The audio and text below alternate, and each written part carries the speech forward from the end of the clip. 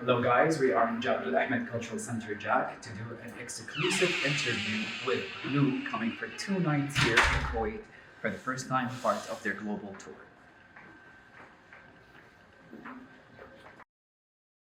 Hello everyone and welcome to the Superstation. We got Blue on board on the Superstation. Welcome guys to Kuwait. Thank you, Mohammed. Thank you. Thank you very much for being with us. So, and including Kuwait, also part of your global tour. So, how did you found the feedback from the fans, especially with your first night performing in Kuwait? Last night was amazing, wasn't it? Yeah, it was so good. Fans were brilliant. One of our best gigs, I think. Yeah, I really enjoyed Ever. It was amazing. Like, I think because it's our first time to the country as well. I think there was a lot of nostalgia there for a lot of people.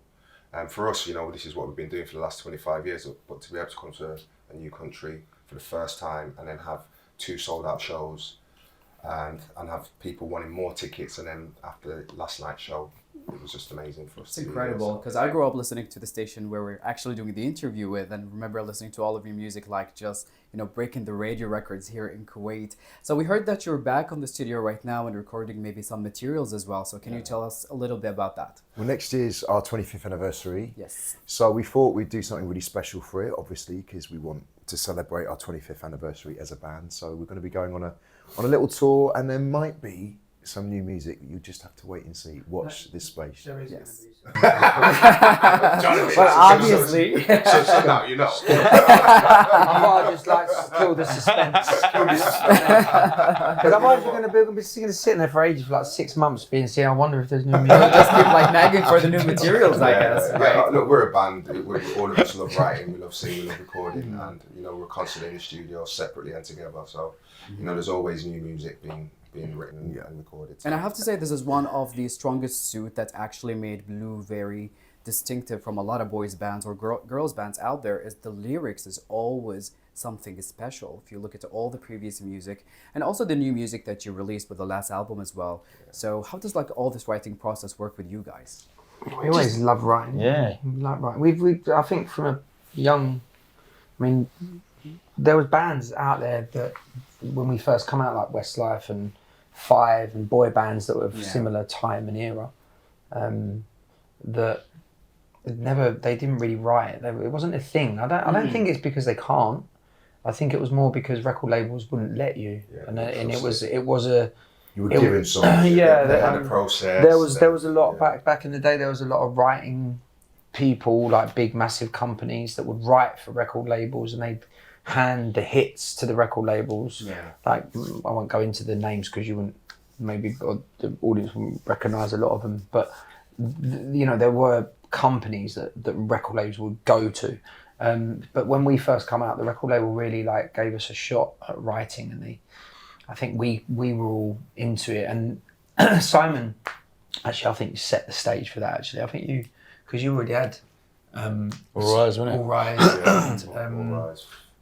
There's quite a few songs. I mean, there's a lot that sound the same. Flexing, you remember Flexing? You had Flexing. Yeah. I remember you had that in. When we moved in together, when we moved in, I remember you singing that in my bedroom, and I used to be like, "That's a hook." And then we went into the studio for that first album. We actually wrote all like Flyby and One Love. Well, that was One Love, but yeah, we wrote a lot of it, and that was quite rare for a band of our time to go and do that. And I think it's because when we did go back to the record label and went, oh, there you go, there's One Love, or there you go, there's All Rise, or there you go, there's Breathe Easy, Guilty. They just went, okay, wow, and that never stopped. I mean, that's got a lot to do with the trust that they had for us as well.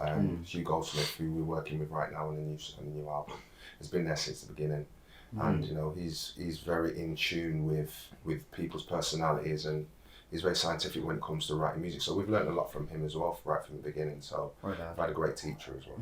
Now, after being like more than 20 years in the music industry, a lot of things changed recently. You got Spotify, you got the digital music, you got TikTok, for example. Like if you don't go really good on TikTok, then some of the music won't even chart because they're not a TikTok material anymore. Exactly. So how did you adapt with all of these changes and Gen Z? We didn't. We're still adapting now. I mean, my daughters are 7 and 10, and they're like telling me new songs that are out, you know, I didn't hear about Sabrina Carpenter until like a month ago. Do you know what I mean? But you know, but like you hear the song. I have to say, Espresso is a fun song. Yeah, but what I mean is that you're saying about TikTok, but it's what's out there. I mean, yeah, I've heard the songs, but it's not like when we were growing up. It was, oh, you got to go to the record shop to get a CD of the latest person. You know, it's wait like a in line song for that even. For sure, and it's like a song that's in your head, and it's like, would I go and buy that? But it's so catchy that it does well on TikTok. Or if it does well on TikTok, then it's going to chart, and you're like, I don't understand it. I still don't to this day.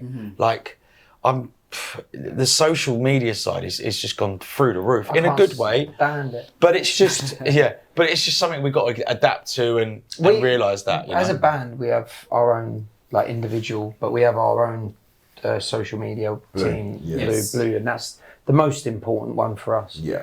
But for me personally, and I know that you boys have your own thing, but I can't stand being on social media. I find it intrusive. And I find it really difficult to kind of manage, but it's almost like it's a double-edged sword because you need to do your music and you do to promote it on socials because it's deemed so important. But then you're literally open to kind of like criticism. It's hard, and it's not, we're not creatures that are built for that. No, it's abuse, and it's like you're meant to just. You know, you always say just delete and block, but I find it really tough. I find like just as a human being, not forget being a pop star or whatever you want to call us, like in the industry, like musicians, I find it really tough as like the social media aspect of it, where you are so open to like anyone attacking you, and then you put your music out there. And it's just, it's not necessarily always just for fans, you know. Yes. So I find it difficult. I'm just putting it out there, but coming on to what sort of backtrack, like the other week, I found, boys, I forgot to tell, I found like an old CD of our old demos from 2002 or 1. And I showed my girls, my little girls, I was like, oh, look, this is Daddy's, me and the boys' first songs. And they were like, what is that? A CD. Do you know what I mean? Like, they were like, they've seen one, but they never played one. Like, they wouldn't know how to put it on. It's crazy. They just realised what it's Yeah, what is that? They were like, I don't know what it is, Dad. This is a single release. Yeah, literally. So that's how much it's changed in the like 10 years, do you know what I mean? It's really interesting just to see how people are consuming your music, as you mentioned. Back in the time, we would wait online to meet an artist, to go to concerts, or even to listen to a single demo. Now it's even just to have a music show. There was music shows that we grew up doing. There's no music TV shows anymore. Well, what I've heard the other day is I was on a flight, and it was very, very interesting. One of the air hostess, she said that her niece doesn't have posters. They didn't do what she did when she was younger. That her niece, she's like, she's not a fan of anything. She's just what's hot and what the algorithms are telling them is hot. That's what they follow and what their friends are listening to. It's like when you were saying on TikTok, you probably know the song, but you don't know the person. No. And you know nothing about the artist. Not a clue. Pop culture is completely different. different. But like Lee was saying, it's a double-edged sword. We did go viral in India, which we got over 1 billion hits for one not being played on the cricket, which then opened new doors for us as well. So now we understand what the word viral means. Okay, that's good at least. Now it's not just like when you get like a bad throat. Not a virus. Virus. All right. And you guys worked with a lot of big names in the music industry. And one of them is Sir Elton John. And I'm a huge fan of the song, one of my favorites. So how did it feel just to work with these people who've been in the industry years before you guys? And you probably have learned a lot from that as well. Well, Lee came up, it was Lee's idea. Tell us about the story. I'd love to listen to Elton John when I was a kid, just in my room. But you picked that song, didn't you? Yeah, I remember because we were in a label in Utah. I remember being. No, the album. Did you write the song though? No, the album was done. It was Elton's song. The album was done. I remember you turning around and going, there's a song that Elton did called Sorry Seems to Be. And I don't remember it. And you were like, it's got these beautiful French accordion sound. French horn, accordion sound. And I remember you going, stick it on. And we found it, we played it. And I remember you saying, let's try and do this as a cover. The record label asked, we were all sitting there after we finished the album, and they was like, the album's done. And then we was sitting in a bar, and the boys were like, right, we've got to get off. So everyone left, and as always, I stayed in the bar, and the record label was like, "What do you think about doing like this cover, a cover?" And then I said, "What about this one?"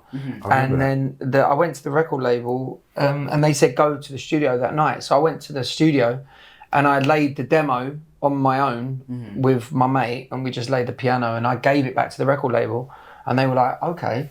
And then they gave it to Stargate. Stargate did All Rise, Fly By One. Yeah, The producers. and then they did a backing track for it. And then we went to an event, literally like a week later, was it, or something like that? Yeah, it was like the Terence Higgins Trust, wasn't it? Yeah, and Elton John was sitting there. And you just pitched the idea. We just went up to him and said, we've done a cover of your song. Do you want to come and play piano on it? And he was like, yeah, okay.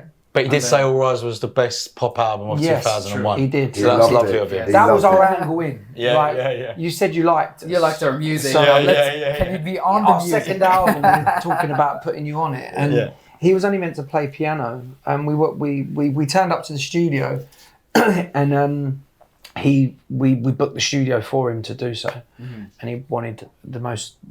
I mean, it looked like the flowers. His rider was insane. It's incredible to be with such a legend. Yeah, it was. So was the he walked in his little yellow tracksuit, didn't he? The bill was incredible too. He walked in his little yellow tracksuit, and he just says, "Right, where do I sing?" And we were like, "What?" Yeah, he played the piano once. He played it once. Where do I sing? He played it down. He went record. He played the whole thing once. Just with one shot. Yeah. One shot. Once. And he was like, "Where do I sing?" Yeah. We only had him for like 35 minutes to an hour. And then he stood there, he went, "Okay, well, I'm done." And we was like, "Oh my God, he's done it." Thank you. And then he went, "Right, what am I singing?" And we went, what? No. Yeah. We was never told that he was going to do that. We just thought he was going to play piano. No one said, the record label didn't say it, he didn't say it. He just offered. Yeah. He was only meant to play piano. And he did that, what you hear on the song, he did that in one take. One take as well. That's what I mean, he'd be that long with him. So That's it. He just sung it once and he goes, "Right, done, sweet," and that was it. That was it. And ever since then, that's what we do. We just do one take. No, a lot of great music in history have actually been written in a very short time. It's just when the magic of flow just keeps on flowing. Now, since you've been exposed to a lot of cultures around the world and performing with a lot of people, getting back to the India story being, viral over there, how do you cater your show to different kind of cultures? Because sometimes, you know what I mean, as an artist, you want to do your vision, but you don't want to make them a little bit, But like every country we go to, they always have a certain favourite genre of music that we've done. So a lot of Southeast Asia is a song that we did called Best in Me, which was in Asia. So the minute we sing that song, it's amazing. So it's like a ballad. You go to Italy where we covered Breathe Easy in Italian. We have to do that there. Yeah.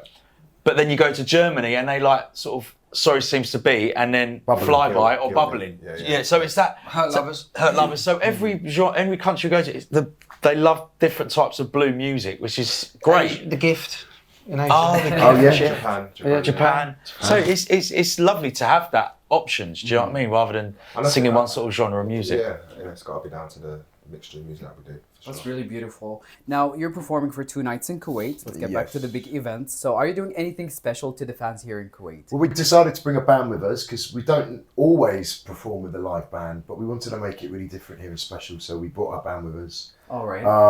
And we just love performing with a live band. I mean, a lot of the time we go out, we just perform to track. Yes. Which isn't as fun. I don't think it's as nice for the audience. It's not very organic as having like real instruments on stage. Exactly. Sometimes we can play along with the band as well. Like sometimes we don't know what we're going to do. Like last night. Like last night, we were just talking. Next thing you know, it goes into a song which is somebody else's. We just start jamming. Just jamming, yeah. And I think that's just when it's just organic like that. That's the main thing for us. And I've seen the videos. Honestly, they're really beautiful. Thank you. The feedback of the fans as well. I've seen they did the It's clap been for you. amazing. We call it the Yeah. Shabuka. I'll tell you a story of that. So Kuwait is a country that is based on sailors. It's a desert land. So people back in the time, they would sail a lot to dive for pearls and go to bring all the goodies from like India and those countries. So this kind of like a clapping is part of our traditional sea music, like maritime music. Oh. And people adapted to it through all these years, and now they use it in football matches, they would use it in concerts, they would use it in theater to just, welcome, cherish and appreciate the person, the people in front of them, and to encourage. The sailors used to do it to encourage each other, but now they do it to encourage the person. Amazing. But do you know what it was? That's so The nice. most amazing thing about it is that it was like Unexpected. like everybody got the same email and they knew And when they- to do it. and they're synced. Like someone's in And sync. they're It's like synced, someone yes, did that's the something, beauty. literally, and then the people at the Fuck, back, fuck, fuck. They no, will the go person back at the against front, them. and they all just went. At the same time. What the hell? It was like, Yeah, they shouted something. Yeah, someone shouted something, and that was it. Now they say wahda wahda, which means they're gonna do it all in one time. So he'll count 1 3 times, and they will do the oh, tempo. that's how. That's what it yeah, means, it and was that's how they special, get man. in sync because of that. What was it? Wahda wahda, it means one. Wahda Once, wahda. once. Once And they'll do it 3 times, and they will end it with the Big Bang. So Amazing. We That's loved how- it. And it was I so. hope they do it again tonight. Yeah, I hope we do. I'm sure they will. If you ask them, they will be. We love it, so they'll be. No, more than so it happy was to do it for you unexpected. That was the guys. best thing about it. So, Wahda, it's just, was it? so we're going to be waiting Wahda. for it. Wahda. Wahda, yeah. Wahda, Once. wahda. Yeah, that's what they're gonna Wahda, do. wahda. Wahda. Wahda, wahda, Yes. wahda. No, wahada. Wahda. Or Wahda, just wahda. can you ask, you'll just ask them, can you do the clap thing for us? They'll just Can you do the clapping? I want to say They're wahda. I just want to say gonna do wahda. it. Yeah, but I like when he did it off. Wahda, wahda, wahda. Don't ask them. Don't ask I them. want them to do it, man. It was better It when was they so when they good. When it was did just unexpected. It was cool. Probably they'll do it by the end of the show. Yeah, like it a was thank it, you yeah. to you guys toward the Thank end. you. So I would like to thank you so much for your time. Thank you for your It's such time. a huge time for me to be with you guys and Thank grow up you. listening to your music. Thank you. So thank you for creating all this magic and hopefully to do so even more. Any last words to the listeners of Kuwait? Wahda, wahda, wahda. Thank you so much Yeah, on behalf thank you. of me and the boys. We've enjoyed our time in Kuwait. We hope to see you very We soon. want to come back. We do want to Please come do. back. Please do. We We'll need be to go waiting back for to that mall, that shopping mall. Oh, it's the best. Which I one? think The that- avenues? Yeah, Oh, the You need best. to go to the Mbarkiya, the cultural. see, there's more things to Old see, one. so we have to. So we have to come back. Hopefully you'll come back for that. Yes, please. Thank you. Thank you, Thank guys. Thank you very much. Thank you. Thank you.